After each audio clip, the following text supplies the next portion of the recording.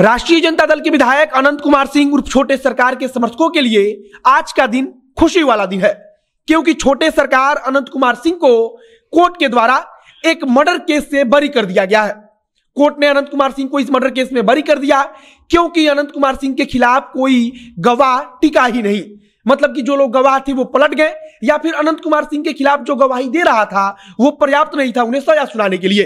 और इसमें की बड़ी खबर यही है कि अनंत कुमार सिंह को कोर्ट ने मर्डर केस से बरी कर दिया है।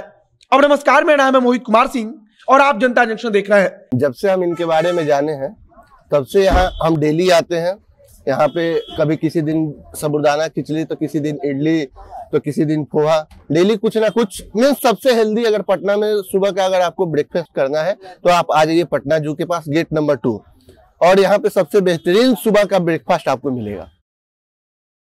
राजद के विधायक अनंत कुमार सिंह की सुनवाई एमपी एमएलए विशेष कोर्ट में चल रही थी और विशेष कोर्ट में सुनवाई करते हुए न्यायाधीश ने कहा कि इस मामले में अनंत कुमार सिंह के खिलाफ पर्याप्त सबूत नहीं है और पर्याप्त सबूत नहीं होने के कारण अनंत कुमार सिंह को इस मामले से रिहा किया जाता है और अनंत कुमार सिंह को इस मामले से बरी कर दिया गया। पूरा मामला एक जमीन विवाद से जुड़ा है जिसमें एक व्यक्ति की किडनैपिंग हो गई थी और बाद में आरोप लगा कि अनंत कुमार सिंह का इसमें हाथ है। हालांकि उस समय अनंत कुमार सिंह भागलपुर के जेल में बंद थे और उसी आधार पर बार बार अदालत के समक्ष कहा जा रहा था कि अनंत कुमार सिंह अगर जेल में बंद थे तो फिर उनका हाथ कैसे हो सकता है। हालांकि आरोप लगा कि अनंत सिंह के इशारे पर, मतलब कि वे जेल में बैठे थे और जेल में ही उनके इशारे पर यह सब कुछ किया गया। लेकिन अब एमपी एमएलए विशेष कोर्ट ने सुनवाई करते हुए अनंत कुमार सिंह को इस मामले से बरी कर दिया है। इसके 1 साल पहले भी अनंत कुमार सिंह को एक मर्डर केस से बरी किया जा चुका है। मतलब कि अनंत कुमार सिंह के ऊपर जितने भी चार्जेस लगे हैं, जो केस चल रहे हैं, उसमें एक एक करके अनंत कुमार सिंह के ऊपर सुनवाई हो रही है। और अनंत कुमार सिंह के लिए अभी तक खुशी वाली खबर यही है कि पिछले साल भी वे एक मर्डर केस से बरी कर दिए गए थे और आज भी एक मर्डर केस से अनंत कुमार सिंह बरी कर दिए गए हैं। अभी कुछ वक्त पहले आपको याद होगा कि AK-47 और हैंड ग्रेनेड बरामदगी मामले में भी जो एमपी एमएलए विशेष कोर्ट में जब सुनवाई हुई तो वहां गवाह पलट गए थे। मतलब कि अनंत कुमार सिंह के विरोध में जिन्होंने गवाही दी थी वे वहां पर कोर्ट के समक्ष जाकर पलट गए थे और उन्होंने कह दिया था कि हमने तो कुछ देखा ही नहीं था। पूरी बात यह है कि AK-47 मामले में कुछ वक्त पहले अनंत कुमार सिंह को एमपी एमएलए कोर्ट में पेश किया गया। वहां अनंत कुमार सिंह ने कहा कि मेरे घर से कुछ बरामदगी नहीं हुई थी और हमारे पुश्तैनी मकान से मेरा कई वर्षों से कुछ लेना देना ही नहीं था, बल्कि हम पटना में अपने सरकारी आवास में रहते थे जो विधायक रहने के कारण मुझे मिला हुआ है। इसके अलावा उनके एक केयर टेकर की काफी चर्चा हुई जिसका नाम अनिल राम बताया जा रहा है। बताया जा रहा है कि अनंत कुमार सिंह ने कहा कि अनिल राम मेरे घर का केयर टेकर नहीं था, ना मैं उसे जानता हूं। अनिल राम ने भी यही कहा कि अनंत कुमार सिंह के घर में क्या बरामद हुआ इसके बारे में मुझे कुछ याद नहीं, मैंने कुछ देखा ही नहीं क्योंकि मैं वहां था ही नहीं। अनिल राम ने भी कहा कि मैं उनके घर का केयर टेकर नहीं हूं।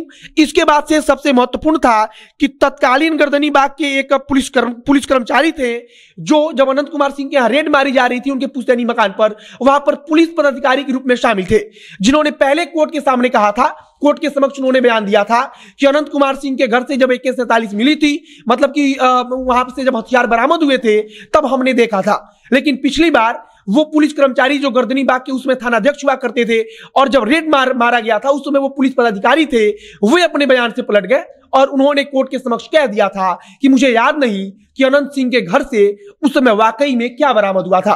बीके चौहान जो उस समय गर्दनीबाग थाना के तत्कालीन थानाध्यक्ष थे, वे जब अपने बयान से पलट गए तब कोर्ट में निश्चित तौर पर यह केस कमजोर हुआ, क्योंकि एक पुलिस पदाधिकारी जो उस रेड के दौरान उस टीम का हिस्सा था वह खुद इस बात से पलट जाता है, मुकर जाता है कि मैंने कुछ बरामद करते हुए पुलिस वालों को देखा है। बीके चौहान ने कोर्ट के समक्ष कह दिया था कि अनंत सिंह के घर से क्या कुछ बरामद हुआ इसके बारे में मुझे कुछ भी याद नहीं, क्या कुछ बरामद पुलिस ने कहां से किया इसके बारे में भी मुझे कुछ आइडिया नहीं है। इसके बाद से कोर्ट ने बीके चौहान और उनके केयर टेकर होने का जो दावा पुलिस कर रही थी अनिल राम दोनों के गवाही को सुना और गवाही सुनने के बाद से कोर्ट ने फैसले को सुरक्षित रख लिया था। लेकिन यह मान लिया गया कि अब यह केस कमजोर हो चुका है, क्योंकि जो 2 मुख्य गवाह थे पुलिस की तरफ से, एक तत्कालीन थानाध्यक्ष बीके चौहान जो गर्दनीबाग में उसमें कार्यरत थे और जब रेड मारी जा रही थी तब उस टीम के एक अहम हिस्सा थे, और दूसरे अनिल राम जिसको पुलिस ने केयरटेकर बनाया था। ये दोनों अपने बयान से पलट गए और इनके बयान से पलटने के बाद से अनंत कुमार सिंह के मामले में यह केस कमजोर पड़ गया। फिलहाल इसमें की खबर यही है कि डबल मर्डर हत्याकांड के मामले में अनंत सिंह को बरी किया जा चुका है, लेकिन फिर भी वे अभी जेल से बाहर नहीं निकलेंगे क्योंकि उनके ऊपर अन्य कई मामले दर्ज हैं और उस मामले में फिलहाल वे जेल में ही बंद रहेंगे। लेकिन खुशी की खबर यही है अनंत कुमार सिंह के समर्थकों के लिए कि वे आज एक बार फिर से एक मर्डर केस से बरी किए जा चुके हैं। आगे कुछ नई जानकारी आएगी, कुछ नया अपडेट आएगा तो उसे हम आप तक पहुंचाएंगे। इस वीडियो को समाप्त करते हैं। वीडियो को शेयर कीजिएगा, फेसबुक पेज को लाइक कीजिए, यूट्यूब चैनल को सब्सक्राइब कीजिए। मिलते हैं फिर बहुत जल्द अगले वीडियो में। कैमरे के पीछे खड़े ओम प्रकाश और मैं मोहित कुमार सिंह। बहुत बहुत धन्यवाद।